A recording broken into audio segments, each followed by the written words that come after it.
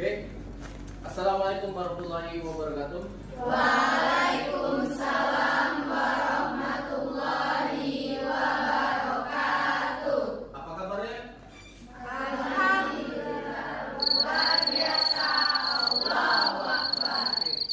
Kita hapus untuk diri kita sendiri. Oke, sebelumnya kita mulai. Lebih baik kita berdoa dulu. Coba tolong ketua kelas silakan pimpin doanya. Sebelum kita belajar, alangkah baiknya kita berdoa terlebih dahulu. Berdoa menurut agama kepercayaan masing-masing. Berdoa mulai.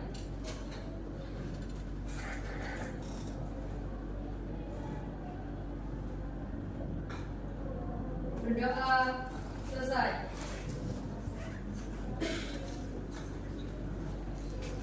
Oke, sebelumnya Bapak dulu. Adelia, Hadir Pak. Aisyah, Andri, Manggita, Hadir Pak. Ani Nurbaiti, Hadir Pak. Asri, Hadir Pak. Chelsea, Hadir Pak. Dea, Hadir. Dinda, Dispen, Elisa, Hadir Pak. Vanessa, Hadir Pak. Devrilia, Hadir Pak. Hafifah, Hadir Pak. Sarlina, Fairunisa, Hadir Pak. Lufiana, Hadir. F. Abi Setiawan, Dispen, Maharani, Hadir Pak. Marwan, Hadir Pak. Mika, Dispen. Dispen, Muhammad Anan Fadila, Nabila Safira, Nadila Abela, Hadir Pak. Nindi, Hadir Pak.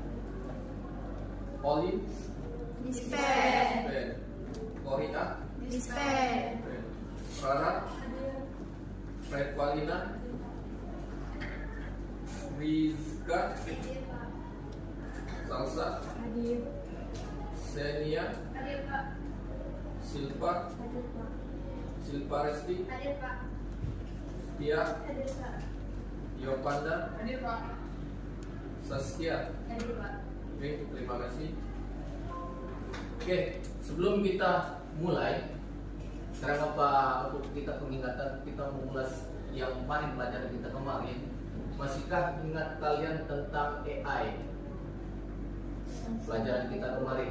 Masih. Oke, siapa yang bisa apa yang dimaksud dengan AI? Silakan tunjuk tangannya. Oke, AI adalah boleh ke depan, boleh ke depan.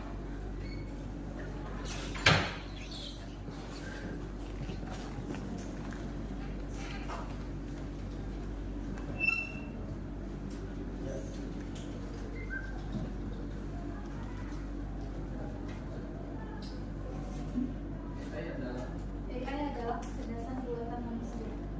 AI adalah kecerdasan manusia. Oke, ada yang lain? Ada yang lain? Sudah ada? Oke, Bapak mengingat kembali, AI adalah kecerdasan seperti manusia. Jadi segala sesuatu itu kecerdasan yang dibuat sedemikian rupa menyerupai kegiatan seperti manusia. Artinya dari pola pikir mereka, tapi tidak menyeluruh, artinya tidak menyeluruh utuhnya sebagai manusia, karena dia tidak memiliki hati seperti itu. Jadi ibaratkan program itu dimasukkan disesuaikan dengan lingkungan atau kebutuhan dari manusia itu tersebut. Sekarang kita pelajari rekayasa prompt atau seni mengelola AI untuk konten luar biasa. Nanti intinya kita akan membuat sebuah prompt atau yang ada yang viral atau lain sebagainya, tapi kita akan bagaimana cara untuk penulisan prompt yang baik dan benar. Kita simak dulu untuk presentasi yang ini. Nah, untuk rekayasa prompt seni pengelola AI untuk konten luar biasa. Nah, ini sebuah panduan praktis untuk menciptakan konten yang lebih cerdas dan terarah. Nanti kita akan membuat sebuah produk atau hasil akhir nanti, yaitu kita menggunakan dari produk dari Canva. Apakah kalian sudah memiliki akun dari Canva? Sudah. Sudah. Nanti kita coba melalui menggunakan Canva. Bapak penjelasan dulu. Oke. Nah, tujuan pembelajaran kita hari ini memahami konsep dasar rekayasa prompt, mengenal apa itu rekayasa prompt dan mengapa hal ini bisa keterampilan krusial dalam berinteraksi dengan AI. Nah, artinya kalian mempelajari konsep dasarnya terlebih dahulu, bagaimana kerja AI itu sehingga dia bisa menciptakan atau keinginan kita untuk apa yang kita sampaikan melalui bahasa prompt. Lalu berikutnya, menerapkan prinsip dasar mampu menyusun prompt yang lebih efektif, spesifik, dan terarah. Jadi ketika kita membuat sebuah bahasa di prompt, artinya ada bahasa yang harus kita aturan yang agar AI itu bisa memahami, mengerti apa yang. Nah, berikutnya menerapkan prinsip dasar mampu menyusun prompt yang lebih efektif dan spesifik dan terarah. Lalu berikutnya menguasai teknik-teknik lanjutan menggunakan strategi rekayasa prompt yang lebih canggih untuk mendapatkan hasil yang lebih presisi dan berkualitas tinggi dari model AI. Lalu berikutnya meningkatkan produktivitas, menghemat waktu dan tenaga dalam proses pembuatan konten dengan memanfaatkan AI secara lebih optimal. Nah, artinya dengan menggunakan AI, artinya kita tuh terbantu. Bukan artinya terbantu itu segala sesuatu itu setiap kegiatan atau pekerjaan kita selalu sedikit-sedikit kita ke AI, bukan seperti itu. Tapi itu sebuah alat bantu pekerjaan kita atau mengkolaborasikan kegiatan kita dengan AI. Jadi mempermudah pekerjaan kita tadi. Yang berikutnya, nah sekarang kita diskusi dulu. Kita buat 2 orang. Oke, silakan diskusi. Yang pertama itu berdasarkan pengalaman Anda sendiri, apa perbedaan paling signifikan yang Anda rasakan ketika menggunakan prompt yang sederhana atau versusnya prompt yang sudah direkayasa? Kedua, menurut Anda tantangan terbesar dalam menerapkan prinsip rekayasa prompt dalam pekerjaan sehari-hari? Yang ketiga, di luar pembuatan konten, bagaimana Anda melihat potensi rekayasa prompt untuk diterapkan di bidang lain seperti riset, pengkodean, atau analisis data? Oke, sekarang Bapak minta diskusikan. Nah, dari pertanyaan ini, yang pertama berdasarkan pengalaman Anda sendiri. Oke, 2 orang kelompok, jadi satu kelompok itu 2 orang. Untuk diskusinya silakan yang berdua ya. Boleh sekarang. Ini minta satu kelompok menyampaikan pendapatnya atau hasil diskusi tentang berdasarkan pengalaman Anda sendiri itu menurut Anda, lalu di luar pembuatan konten. Oke, waktu sudah 10 menit. Sekarang siapa yang bisa menjelaskan hasil diskusi ke depan? Kelompok bisa? Oke, silakan yang nomor 1.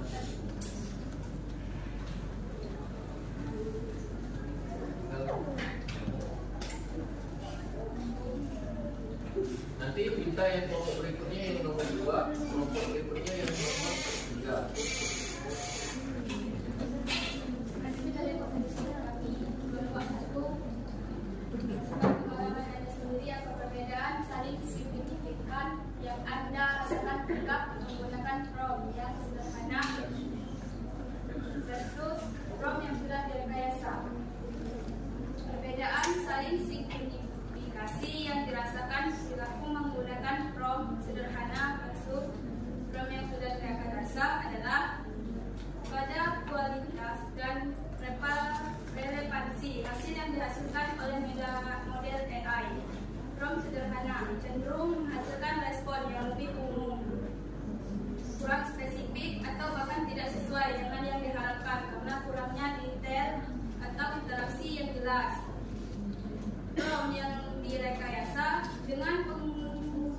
tujuan yang cermat, detail yang relevan, dan instruksi yang spesifik.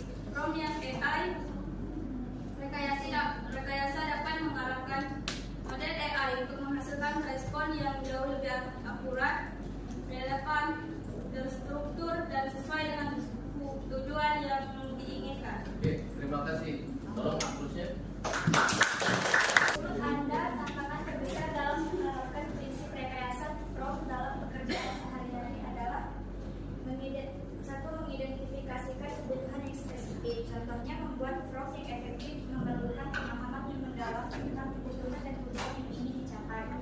Kedua, mengoptimalkan kata kunci dan struktur. Contohnya, menemukan kata kunci dan struktur yang tepat untuk prompt dapat memerlukan eksperimen dan pengujian. Ketiga, mengelola komplksitas. Contohnya, membuat prompt yang kompleks dapat memerlukan pengelolaan yang baik untuk memastikan bahwa prompt tersebut efektif dan tidak terlalu rumit. Empat, mengadaptasi dengan perubahan. Contohnya, perubahan kebutuhan atau tujuan dapat memerlukan penyesuaian prompt yang sudah ada. Lima, mengukur efektivitas. Contohnya, menilai efektivitas prompt dapat memerlukan metrik yang tepat dan analisis yang cermat. Oke, terima kasih. Di luar pembuatan konten, bagaimana Anda melihat potensi rekayasa prompt untuk diterapkan di bidang lain seperti riset, pembedaan, atau analisis data? Jawabannya, di bidang riset meningkatkan efisiensi pencarian literatur dengan menggunakan prompt yang tepat. Di bidang pengkodaan meningkatkan efisiensi penulisan kode dengan menggunakan prompt yang merancang untuk memprediksi. Dan di bidang analisis data meningkatkan kualitas prediksi yang dihasilkan dengan menggunakan prompt yang dirancang untuk memaksimalkan kemampuan model. Oke, terima kasih. Oke, cukup jelas deh. Jadi konten pembuatan melihat potensi rekayasa prompt itu diterapkan di bidang lain seperti riset, pembuatan, atau analisis data. Jadi semuanya itu terbantu ketika kita membuat riset atau sebuah penelitian. Kita minta bantu untuk dikoreksi. Minta bantu dikoreksi tadi itu bahwa apakah yang kita buat literatur itu sudah tersusun rapi atau belum. Jadi kalau menurut kita tuh diminta untuk dikoreksi, diperbaiki. Lalu yang pengkodaan seperti itu juga. Contohnya kalau kita menggunakan bahasa pemrograman, apa yang misalkan dikenal sekarang ini Python, ada yang sederhana, ada tingkatan. Jadi aturan-aturan itu ketika kita membuat sebuah program, rasa-rasanya kok tidak berjalan, minta bantuan dengan AI tadi. Nah, nanti dia akan mengkoreksi untuk hasil dari pengkodaan. Lalu yang berikut analisis data seperti juga sama, menganalisis data ketika ada sebuah penelitian, diminta untuk menganalisis dari data-data riset itu tadi atau data-data yang kita inginkan, atau salah satunya kita minta membuat grafik atau lain sebagainya.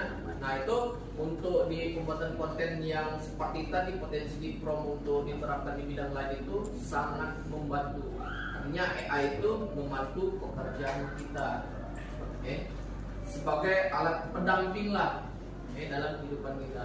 Oke, paham? Alhamdulillah, paham. Kita lanjutkan. Nah, ini apa itu rekayasa prompt? Definisi proses merancang dan menggunakan instruksi atau perintah prompt yang diberikan kepada model AI generatif seperti GPT versi 4 atau Gemini untuk mendapatkan hasil yang lebih akurat, relevan, dan kreatif yang dijelaskan tadi. Lalu analogi. Ini seperti berbicara dengan AI, tetapi Anda harus menggunakan bahasa yang jelas dan spesifik agar ia bisa benar-benar memahami keinginan Anda. Ada yang bisa menggunakan bahasa Indonesia menurut kita, tapi sesuai dengan aturan yang mudah dipahami. Lalu kedua, ada AI itu menggunakan bahasa asing. Artinya kita menggunakan bahasa Inggris.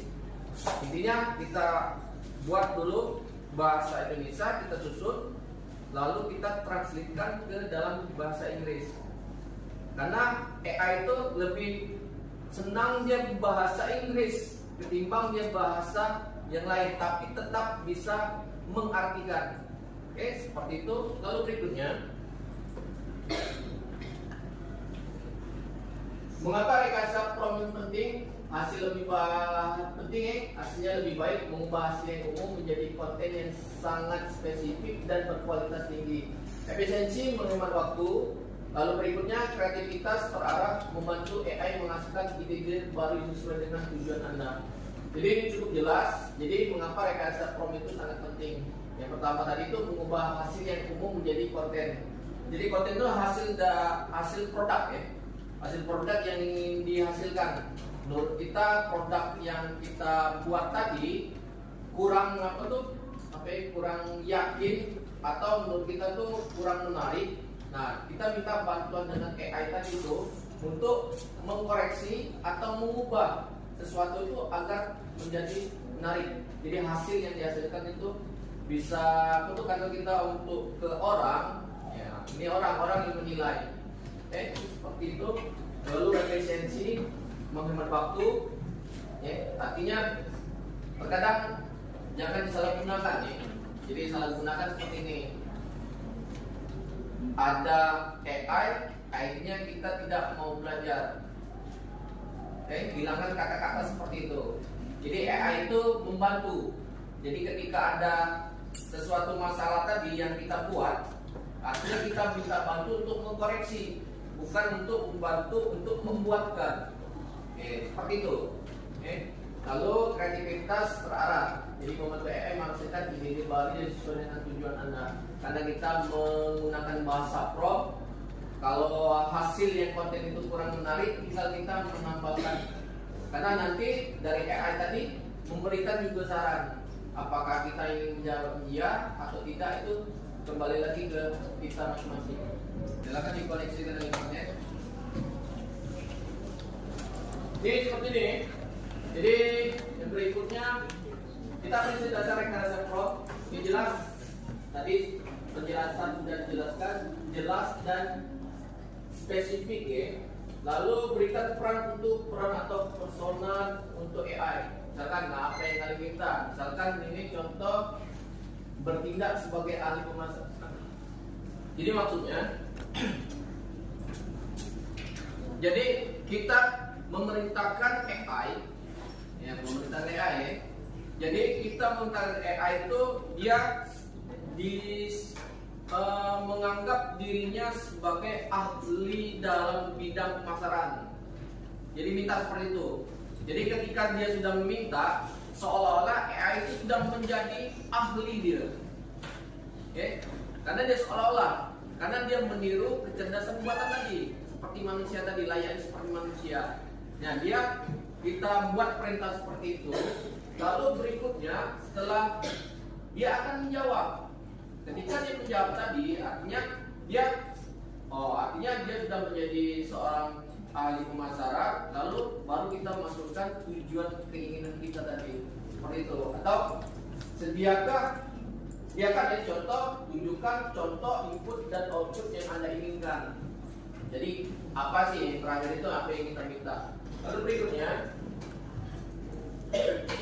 nih contoh praktis. Contohnya prompt kurang efektif ya.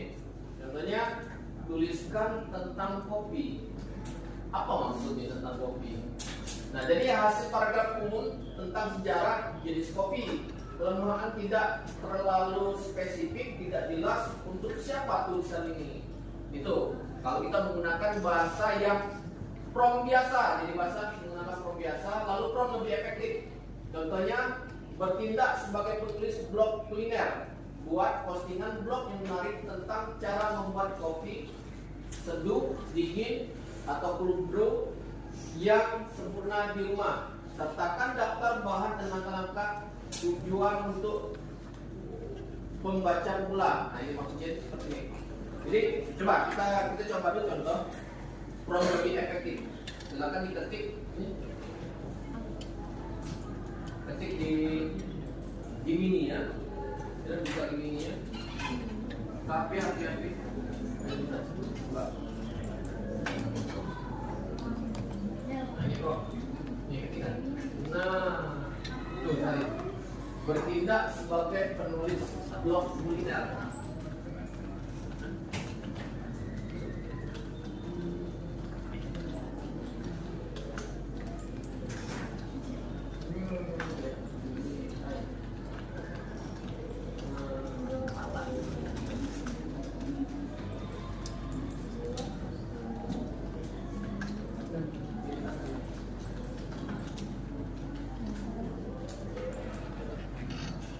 Dan ini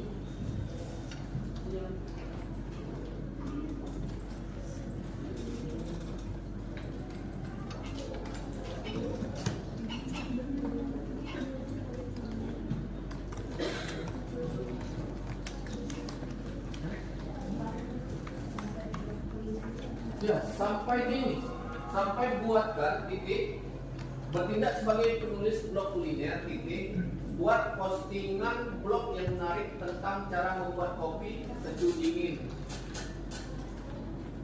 cold brew yang menerima. Sertakan daftar bahan dan langkah-langkahnya. Titik sampai langkah-langkahnya.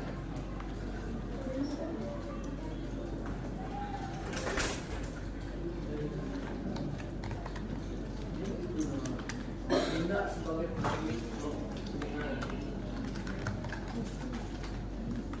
Kita lihat hasilnya. Kalian sudah dapat, silakan diperintahkan AI-nya atau tekan enter.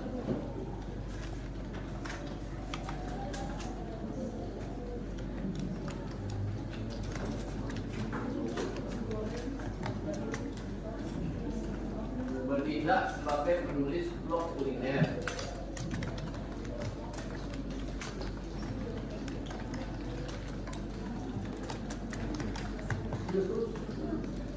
Lanjutkan. Buat postingan blog yang menarik tentang cara membuat kopi sejuk dingin. Lanjutkan sampai di langkah-langkahnya.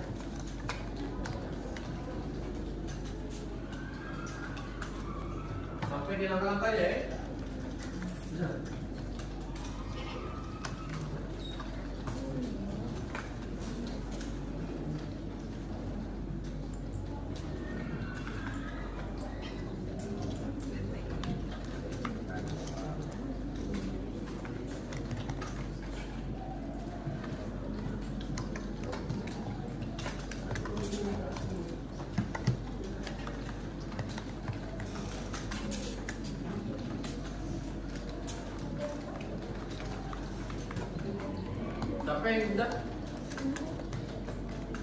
Sampai langkah-langkahnya ya.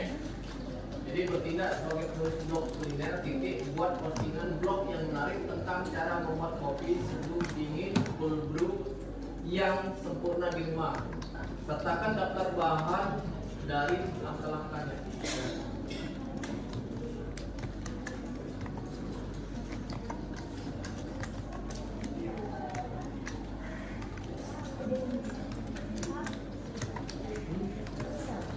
Sudah, enter.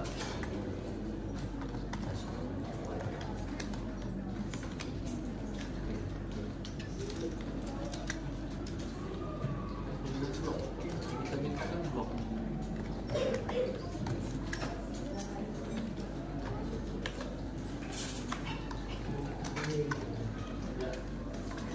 Oke, hasilnya dia berupa kata-kata ya, atau itu nanti kan mau ditempelkan di blogger kita, jadi blog ya, hasil yang dari AI tadi kita tempelkan ke blogger kita, blogger kita tadi, agar hasilnya itu lebih jelas, terperinci. Karena permintaan kita, saya sebagai penulis blog, artinya dia tadi menganggap si AI itu sebagai penulis blog dengan meminta buatkan postingan. Jadi bisa postingan itu bisa diletakkan seperti ini, nah, bisa diletakkan di apa ini Facebook seperti itu. Paham ya? Nah itu kata-kata yang lebih efektif, jadi terperinci. Nah lalu berikutnya,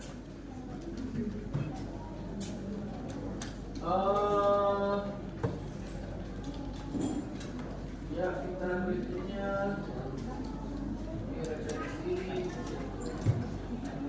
Oke, kita coba dulu. Contoh berikutnya.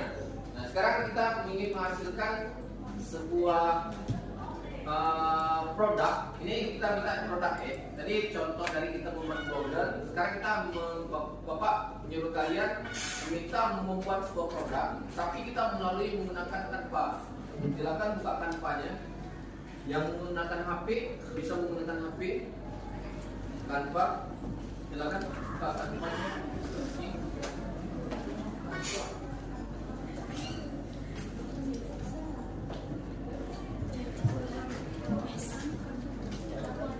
Wajib dengan akun lagi.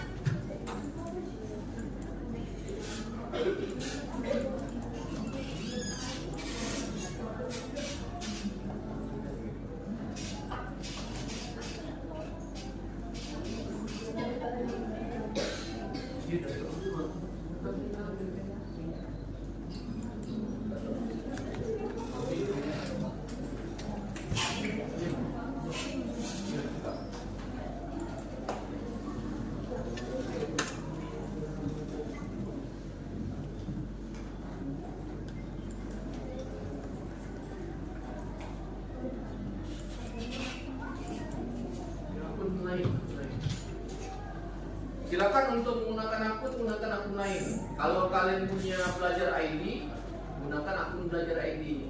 Karena akun Belajar ID terbatas dia, terbatas. Akun email biasa, jangan menggunakan Belajar ID.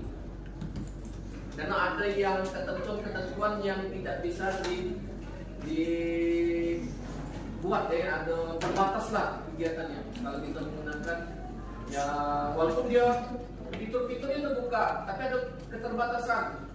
Yang pembatasan itu digunakan pada AI menggunakan Belajar ID.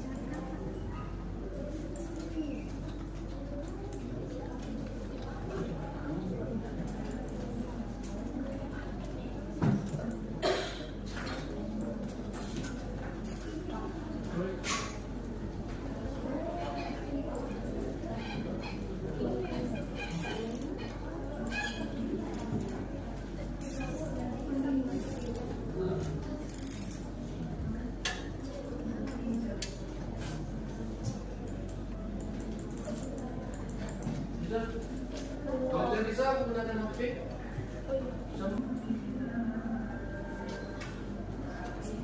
oke, yang sudah terkoneksi, silakan diposisikan di beranda.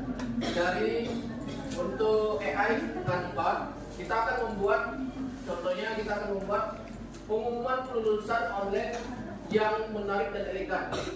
Misalkan kelulusan untuk kelas 12 di SMK Negeri 1 Oku. Nah sekarang bahasa promnya seperti ini.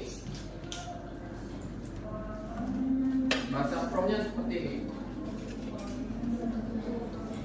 Oke, ini sudah terbuka. Silakan di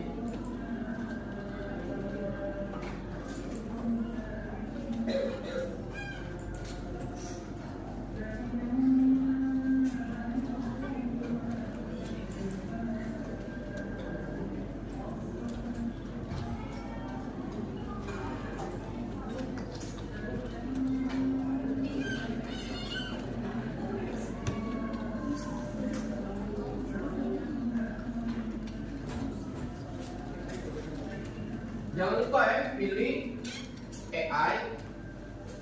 Nanti pilih lalu berikutnya kode untuk saya. Oke, silakan. Atau menggunakan HP, silakan disalin itu. Kita akan meminta hasil karena AI ini dia berdasarkan dia untuk penampilan halaman web.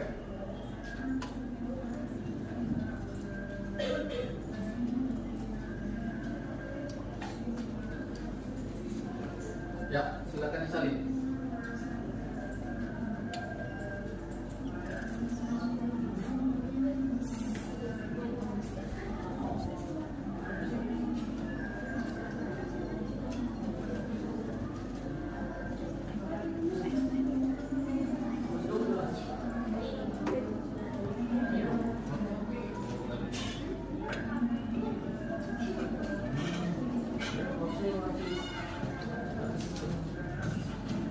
Bisa menggunakan HP kalau susah dengan menggunakan itu, bisa menggunakan HP.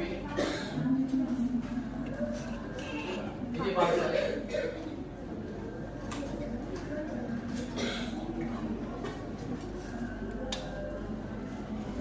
Ini kode programnya. Seperti ini, biar AI mobil direkam. Kita lihat hasilnya seperti apa. Oke, hasilnya seperti ini.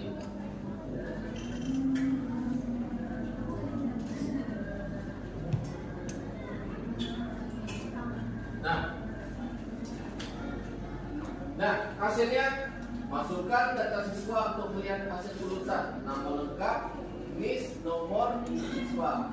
Akan tetapi memang ada yang kurang. Bisa kita tambahkan ini kata-katanya seperti ini. Nah, untuk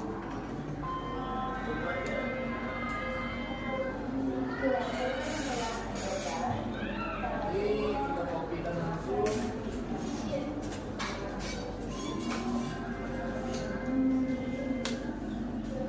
Kita benerin lagi.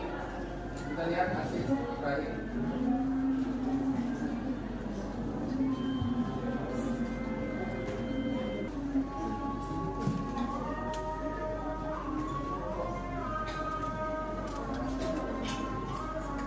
Oke, ini tambahan tadi, admin di atas tadi. Ya, jadi hasil yang kita minta untuk di apa tuh di AI hasilnya seperti ini.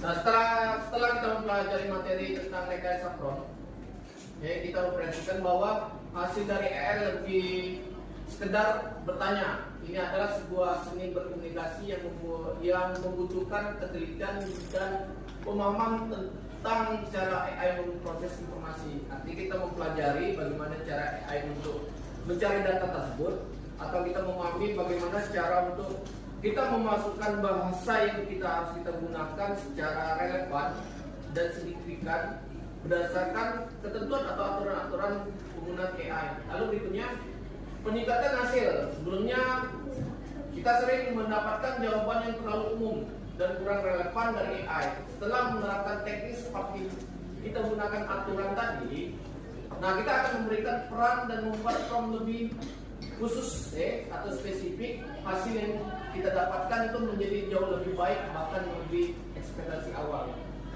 Nah, kesimpulan, efisiensi waktu, pola pikir kita, lalu keterampilan yang berharga. Kesimpulan akhir, rekayasa prompt adalah sebuah keterampilan ini bukan sihir, tapi sebuah proses yang bisa dipelajari dan dilatih. Ingat, semakin jelas Anda, semakin baik hasilnya. Tantangan kedepannya selalu mencoba prompt baru dan bereksperimen. Jadi kita belajar dengan menggunakan teknologi atau bahasa yang kecerdasan buat ini. Jadi bukan artinya mempermudah kita dalam proses pekerjaan, tapi kita mengkolaborasikan pekerjaan kita dengan AI tadi itu membantu pekerjaan agar lebih mudah. Lalu berikutnya, belajarlah dengan hal-hal yang terbaru. Artinya setiap apa yang kita gunakan atau apa yang kita gunakan hal-hal yang baru. Oke, paham nih? Nah, oke. Untuk pelajaran kita hari ini, Bapak cukupkan. Ya, Bapak Irin, assalamualaikum warahmatullahi wabarakatuh. Waalaikumsalam.